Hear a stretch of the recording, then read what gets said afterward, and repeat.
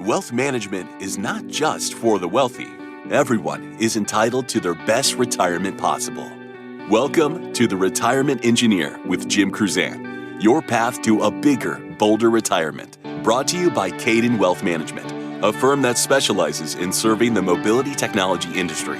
In this podcast, we help you maximize your resources and engineer your best retirement through a process-driven approach so you can get the little things right. Drawing from years of expertise, Jim and his guests will simplify complex wealth management strategies and explore actionable ideas to help you protect your hard-earned wealth and take control of your future. Now, on to the show. In the past few episodes, we've talked about the concept of a bigger, bolder retirement. Basically, the rewarding opportunities you create for yourself when you focus on your goals and you ramp up your efforts to reach them. Today, we're going to lift the hood and check out the mechanics of a bigger, bolder retirement. And who better than to walk us through the workings of that machine we need to create and fuel than our own master mechanic, Jim Kruzan. I'm Patrice Sikora. Jim, we're under the hood. How do we build this bigger, bolder retirement? Great question. Actually, what we probably should do is start at the very beginning and understand what bigger, bolder really means. And for us, it is all about experience. It's all about the things that you'll experience, the things you'll do, the people you do it with, and the places you'll do it at.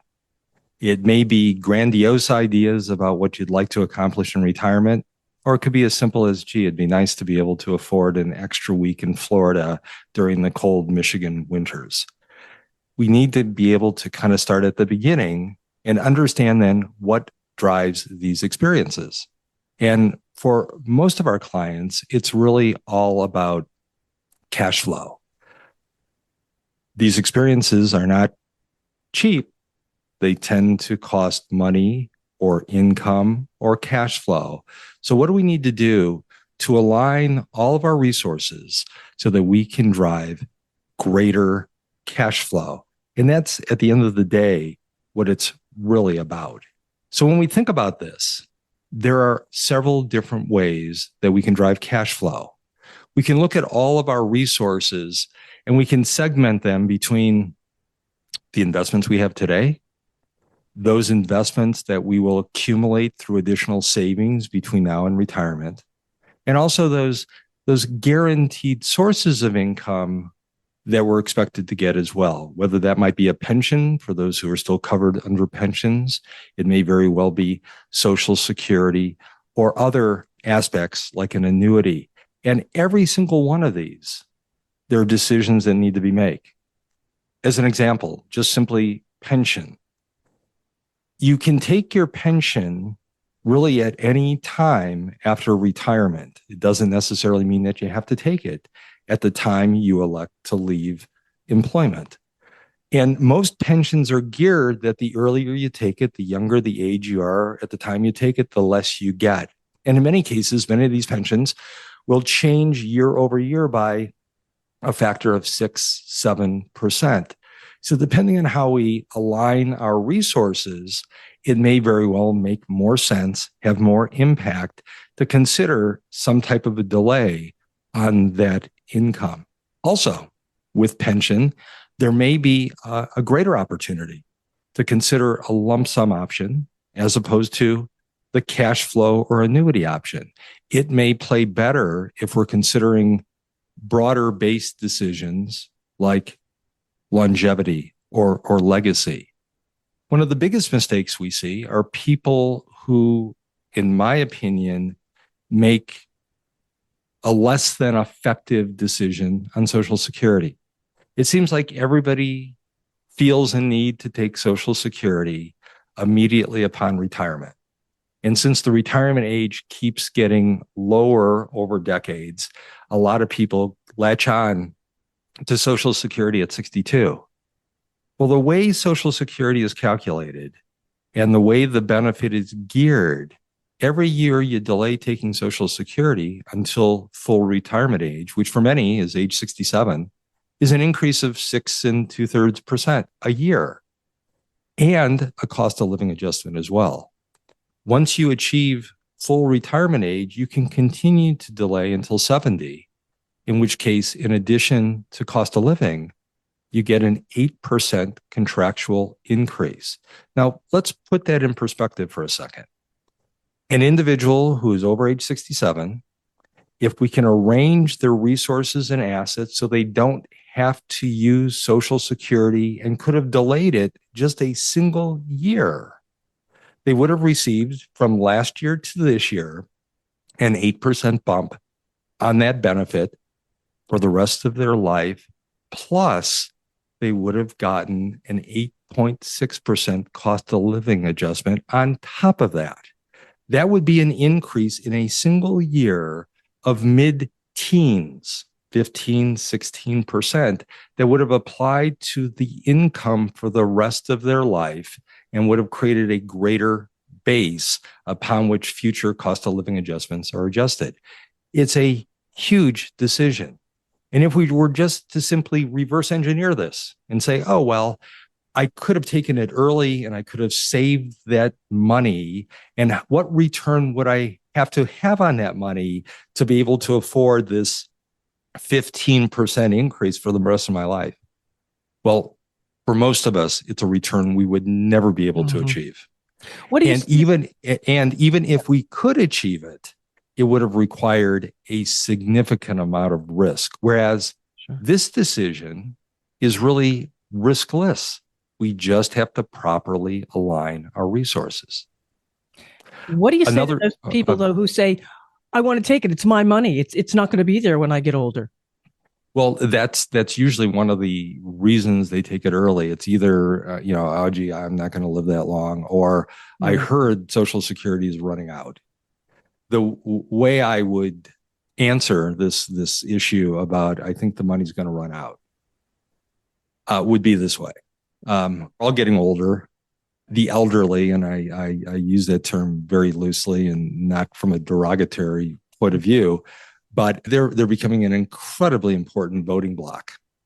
And I don't think there's a single politician or group of politicians that's going to deny Social Security. There are easy fixes. You can push back the age you are to receive benefit. And if you take it early, you will elect to receive a lower benefit. And that pushes this problem out several decades. But the other way of looking at it too is if you're arranging your resources and assets so that you can drive a greater Social Security benefit, and let's say worst case scenario happens and the government says, hey, we've never been able to fix this. Everybody's getting a 24% haircut off their Social Security benefit. Wouldn't it go to reason that the person who has the highest benefit going into that cut is going to still have the highest benefit coming out of that cut? Right? Sure. Yeah. They're not going to say, well, you made all the right decisions and you've got a much bigger Social Security benefit than the guy who didn't. We're going to penalize you more. I doubt that would happen. So there are other things that can be done here in terms of resources. Investments are important. So how do we drive more interest? How do we drive more dividend? How do we drive more capital appreciation growth? Because at the end of the day, the money you spend in retirement is different than the money you had while you're accumulating it. When you're accumulating wealth, it's all about income, what you've earned going to work and trading time for capital. In retirement, you spend cash flow, and cash flow doesn't necessarily need to be taxable. If I've got a big pile of money in the bank and I can live off of that for 2 or 3 years, guess what? My taxable income is zero. If I'm pulling money from a Roth or another type of an account that doesn't have the same tax loading, I might find that I can create the same amount of cash flow, but be taxed at a much, much lower rate as well. So it's really important to look at all phases of resource. And at the end of the day, growth is still very important, because when we look at what we need to spend 20, 30 years down the road and we inflation adjust that, more than likely the lion's share of our spend is going to come from tapping the resources of our portfolio, which means the more growth that we can achieve, the greater opportunity we can convert that to cash flow. And cash flow drives experiences, and experiences drive a bigger, bolder retirement. Jim, that all sounds wonderful, but how do we get ourselves into a position where we can generate this better cash flow? Great question. So the key is the choices we make. When accumulating capital over a work career, 20, 30, 40 years, we're presented with many, many, many different decisions that need to be made. And how we handle those decisions will have a huge effect a generation or so down the road, 20, 30, 40 years down the road. In mathematics, they call it chaos theory.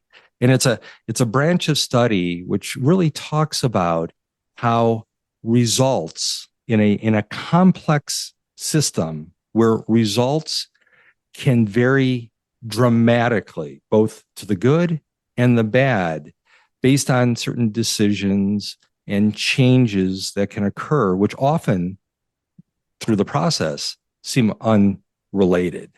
And if you think about it, that's very, very similar to this whole idea about building a bigger, bolder retirement. If our system or our goal is a bigger, bolder retirement, then these subtle changes and adjustments we make, and many of those would be considered strategies, techniques, tactics that we can apply, can have a huge impact down the road. Let me provide an example with respect to this. So we often will work with younger engineers. We will work with folks who are children of some of our long-held clients. And some of these children who now have a great job are faced with student debt.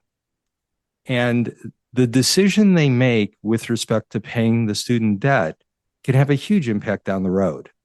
For example, if someone decided, look, I want to get the student debt out of the way, it's a pain in the neck, and I'm going to take any extra resources I have, and I'm just going to chunk that into this debt, I think I can pay it off over 7 years. And then at the end of the 7-year period, I'm going to get serious about retirement planning. I'll be in my late 20s. I still have a whole lot of time to save for retirement.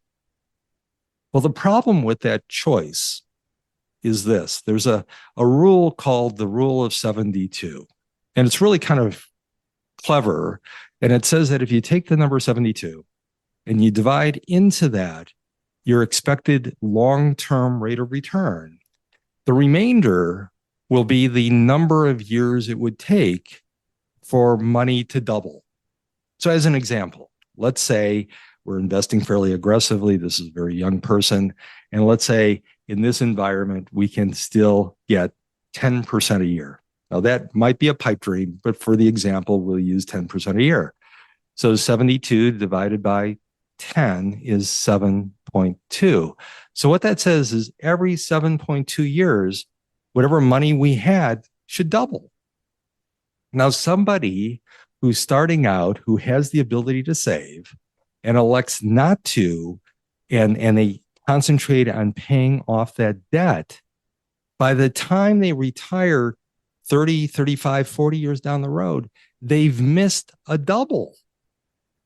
They did not save that 7 years, that money, and that can be hundreds and hundreds of thousands of dollars by just missing that opportunity. Something that's being done today, which seems to be very rational, I want to get out of debt, may have a huge impact way down the road when we factor those things in.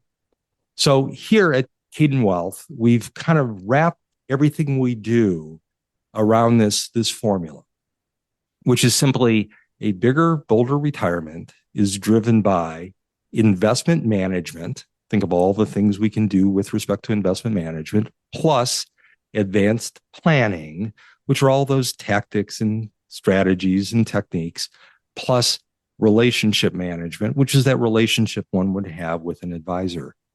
And what that does is that creates a an infrastructure, an ecosystem upon which we can then drive this process. I'm getting into this formula here. It's fascinating. Tell me more. Tell me more about this. The investment management, advanced planning, and relationship management. Tell me more. Great. Well, why don't we start right at the beginning and let's look at, and we're going to do this at really 30,000 feet. Our plan is that the next several episodes will go into much more detail with each of these three. But for now, just to kind of, as a sense of better defining what we want to talk about, let's review this a little bit. So when you look at investment management, what we're really talking about here are all the things that we should do with respect to the money we're accumulating. In a large case, in most situations, there are really three things you should be considering. One is the tax efficiency of the assets, meaning are they throwing off a lot of taxable income? And we need to also consider not so much now, but what things look like in the future. We need to look at growth. Do we have the ability to have this money work for us and continue to grow wealth that we will harvest down the road and create cash flow?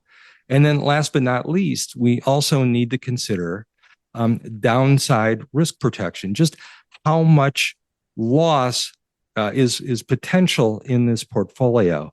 And that's critical to folks who are now retired and living off their assets.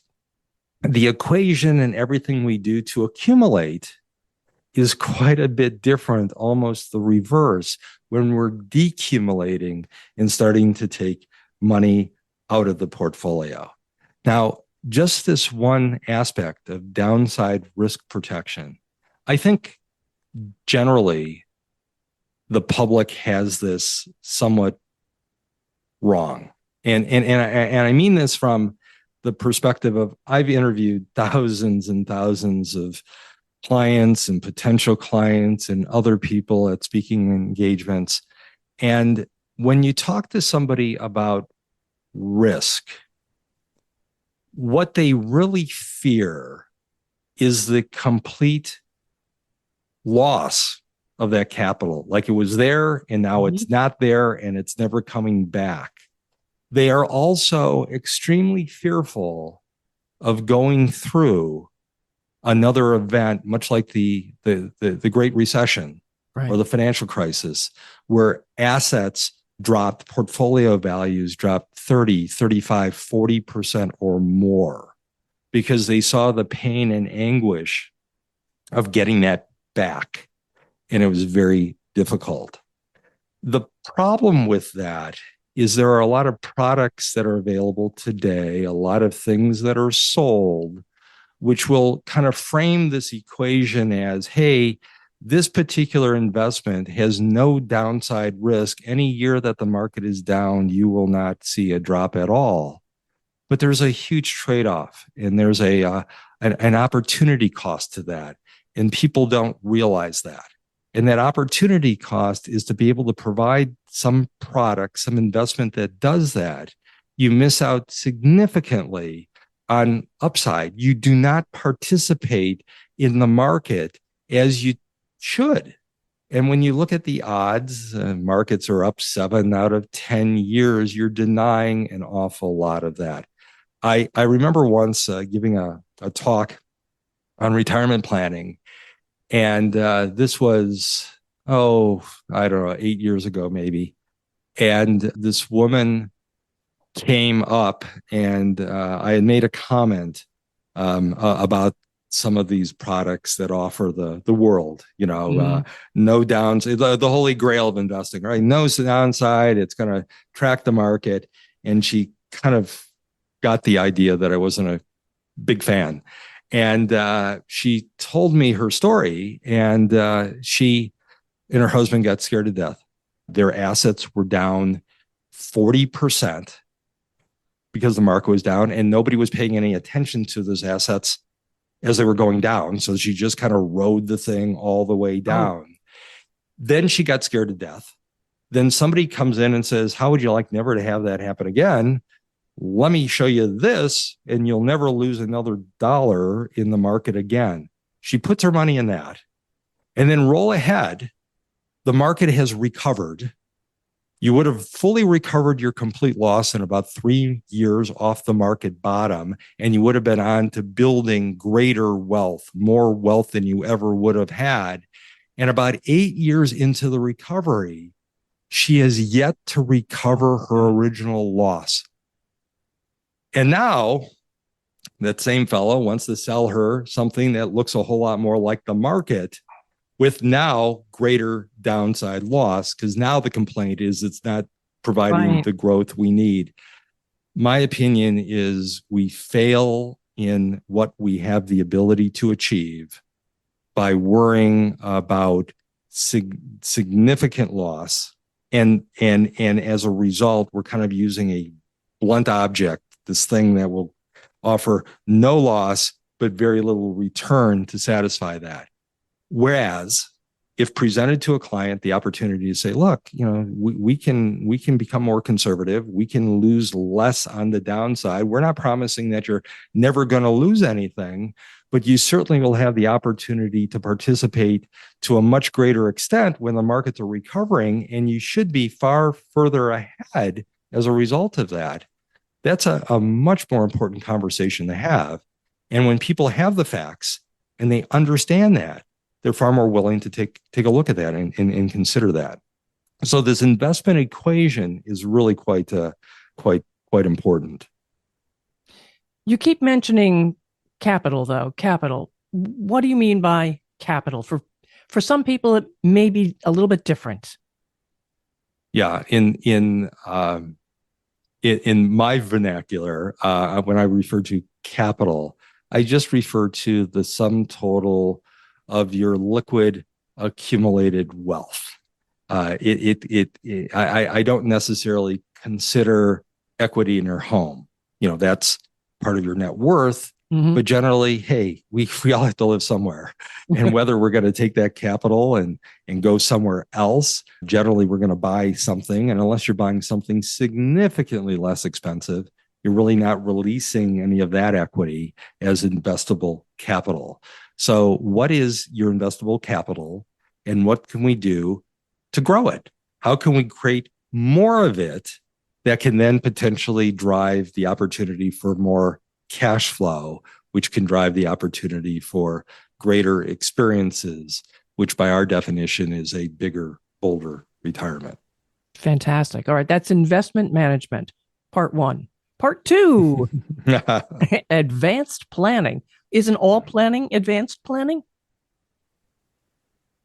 Not necessarily. There are a lot of folks that are engaged with advisors that do a really good job, but their focus is really just simply investments. Mm-hmm.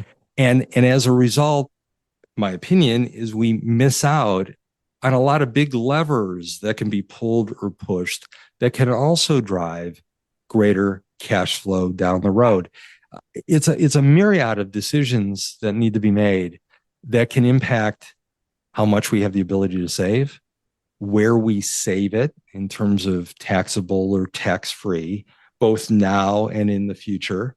We also have decisions that need to be made. We touched on these in terms of pensions and Social Security, which can have big impacts on the guaranteed resources that we have the ability to enjoy later in life.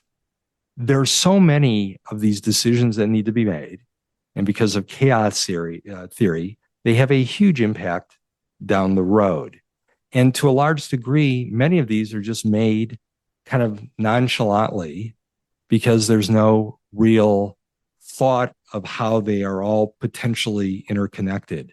We've identified hundreds of strategies, techniques, and tactics that can be used along the way. A really good example of that is Roth IRA, which I think is a great vehicle. It's a tax-free vehicle. You put money in that's already been taxed. It grows over time, tax deferred.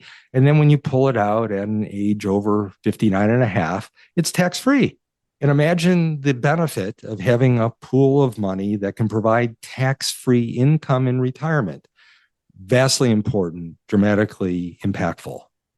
But the government says, you know, if you make over $150,000 as a single person or $228,000 as a married couple, and we have a number of engineers who work for large corporations who are well into their career, and combined with any kind of a bonus, they're way over that. And when it's time to prepare their taxes, their CPA says, oh, you've made too much money. Your modified adjusted gross income is over the limit and you can't fund your Roth this year. Well, that's not necessarily so. There are other tactics and techniques. For example, if that couple has worked for a large corporation and stayed employed with that corporation, they probably don't have an IRA. Most of their accumulation is with the company in their 401k. So you could open up, as an example, an after-tax IRA, a regular IRA that you're funding, but you're not taking the tax deduction on it because you're not allowed to. You make too much money. The rule is anybody can fund an after-tax IRA as long as they have earned income, regardless of the amount of income they have. And because they no longer or don't have any other IRAs, they can immediately convert that non-taxable IRA to a Roth. So as an example, the government says, no, you make too much, but every year that individual could fund a Roth IRA, just indirectly. My wife and I have never been able to fund a Roth directly. We've never missed funding a Roth since the day they were created. I like it. Another thing you can do is there are many corporations that will allow you to put money into a 401k above and beyond the pre-tax limit. That's just additional money that would go in. Eventually, at some point during the year, you've reached your pre-tax max and everything else spills in on an after-tax basis. And there are some bans on this, and there are some limits, but generally you could get anywhere from $15,000 to maybe as much as $30,000 of additional after-tax money in a 401k. All of that every year can be reconstituted as a Roth and rolled over into a Roth IRA. So here's a situation where somebody who's denied funding a Roth directly might be able to fund 2, 3, 4 times as much as the Roth limit by funding through the 401k using this strategy. Another really quick example of how things change quickly. HSAs have been around now for a few years, stands for Health Savings Account. People that have a high deductible program can fund an HSA. You can fund an HSA until you're age 65 and Medicare eligible. The HSA really is the best of both worlds. Money goes in and you get a tax deduction. It reduces your taxable income, just like it would if you were funding a 401k. Money in an HSA grows tax deferred. You're never getting 1099 or paying taxes on the price appreciation. And then when you pull it out, presumably for medical expense, and I have never seen a retiree or somebody planning retirement that won't have medical expenses, that money comes out completely tax-free. It looks like a Roth. It's like the child of a 401k and a Roth coming together. But here's the issue that I see is many people use this simply as a conduit for medical payment. I'm going to put the money in through my payroll deduction, and then every year I'm using it to cover these small little non-reimbursable medical expenses. You could instead use this as an additional savings vehicle. You don't have to use it for medical expense. If a husband and wife are preparing for retirement and they're at their prime earning years, they should have plenty of cash flow to satisfy those small little deductions. But I'll tell you what, having a sizable HSA built in retirement can make a huge difference. Being able to pull that money out tax-free and deny paying taxes on that in retirement is a huge benefit. So just reframing the equation a bit, using certain tactics can make a huge difference down the road in terms of the resources you have to drive cash flow, which drives experience. There's a little bit of satisfaction in there too, not having to pay the taxes. There's a lot of satisfaction. Exactly. Those are fascinating ins and outs, and they're legal. Yes. Tell me yes. Yes, they're legal. All right. Now we come to point 3, and that is relationship management. Yeah. So relationship management is really kind of the glue that holds this all together. And it's much more than just simply having a trusted relationship with an advisor. It's really about the cadence of meetings, the frequency, what those meetings look like. It's about the resources and the deliverables that are created during that relationship so that you understand exactly how you're tracking and where you are with respect to a myriad of important goals, one of which might be retirement, but there are many others as well. It's about the adjustments and critical changes that have to happen as well. Because I've never seen a retirement plan that is just simply linear. We stay on this and we do this for 30 years and there's this pot of gold. It just doesn't happen that way. There are a lot of adjustments and changes that need to be made along the way, some of which are self-inflicted. We've decided we want to retire earlier or later. We decided now we want a second home or not. It may be economic. The economy is now weak, so there might need to be some adjustments with respect to portfolio or the amount that we're saving. Some of it might be employer-based. You've decided to take a position that might be considered underemployed because of stress levels. Your employer might decide to re-engineer you out of a position, or you might walk away from a position to take care of a loved one, or whatever the case is. There are critical decisions that, if left unattended, can have dramatic impacts down the road. But we need to address those. We need to adjust those. We need to change those. And some of this is not only economic or self-inflicted, it also has to do with monetary policy, what the government is doing, and even taxation. As an example, just recently, as recently as just over the holidays, there was a new bill that was passed. It's considered the Secure Act Part 2.0. And there were a number of things in there regarding 401k. And a lot of the things in there were really about the employer, what the employer needs to do. It was about broadening out retirement savings, making it easier for folks of all walks of life and all employment to be able to put money away more easily. But there was this little kernel, this other aspect of the bill that might very well have some unique planning opportunities. Many understand what a 529 is. A 529 is a education savings program. Think of it as a 401k for college education. Mm-hmm. You put money in, you have a series of fund choices, the money grows tax deferred, and then you pull it out for education. There are benefits afforded to that. And that's how this has worked ever since it was created. Well, the subtle change is simply this. If you've been funding a 529 for 15 years, and you've been funding this 529 for the same beneficiary. So in this case, when I say beneficiary, I'm really referring to the child upon which this money is being saved for. So as a parent or grandparent, you haven't, over that 15 years, changed the name of the child. It's the same child that we began the savings process for. After 15 years, money can be removed from the 529 and over a series of years can be used to make Roth contributions.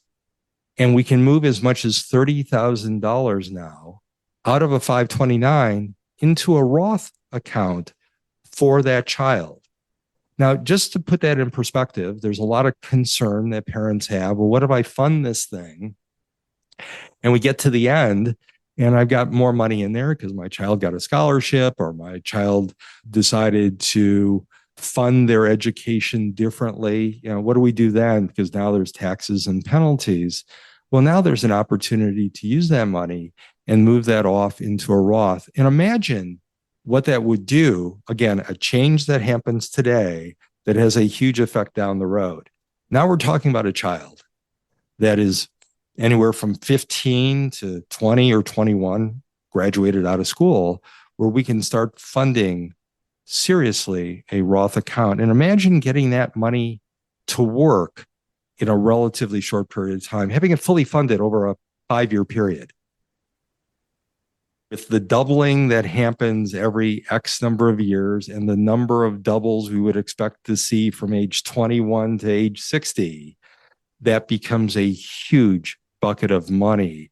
It becomes an incredibly cheap and efficient way of generation skipping wealth, moving wealth from one generation down to another generation. So here's something that as of 3 or 4 months ago, just flat out never existed.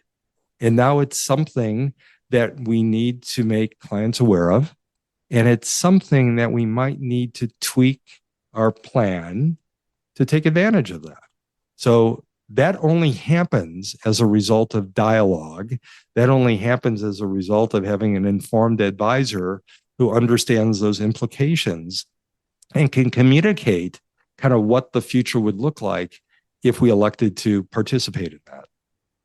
Communicate. Key word in this entire process, Jim. And this episode, listeners, kind of an introduction to a 3-part series. We're going to stay under the hood here. A few more episodes. We're going to dive deeply into each element of this bigger, bolder retirement formula. So next time around, we're going to explore investment management more deeply and how capital growth and preservation can translate to greater experiences and opportunities in your retirement. If you're joining us for the first time today and wondering, what is a bigger, bolder retirement? Well, have we got news for you? Go back to episode number 2. You can learn all about the concept and how it came about. For a free copy of the Bigger, Bolder Retirement Formula and other free retirement planning tools, all you have to do is visit this episode's show notes. And if you'd like to take a closer look at how the Bigger, Bolder Retirement Formula can enhance your retirement plans, contact Kaydan Wealth at 800-638-6900, 800-638-6900, or visit kaydanwealth.com. That's Kaydan wealth.com, and just click Get Started. Of course, you can also follow this podcast, which means you wouldn't have to go back to episode number 2 because you would already have heard it. But follow the podcast. Make sure you know when the latest episode is ready, and share with others. Thanks for being with us. Thank you for listening to The Retirement Engineer with Jim Kruzan. Click the follow button to be notified when new episodes become available. Visit our website at www.kaydanwealth.com or give us a call at 800-638-6900. The information covered and posted represents the views and opinions of Jim Kruzan and this episode's guests, not necessarily those of Kaydan Wealth Management. The content has been made available for informational and educational purposes only. The content is not intended to be a substitute for professional investing advice. Always seek the advice of your financial advisor or other qualified financial service provider with any questions you may have regarding your investment planning.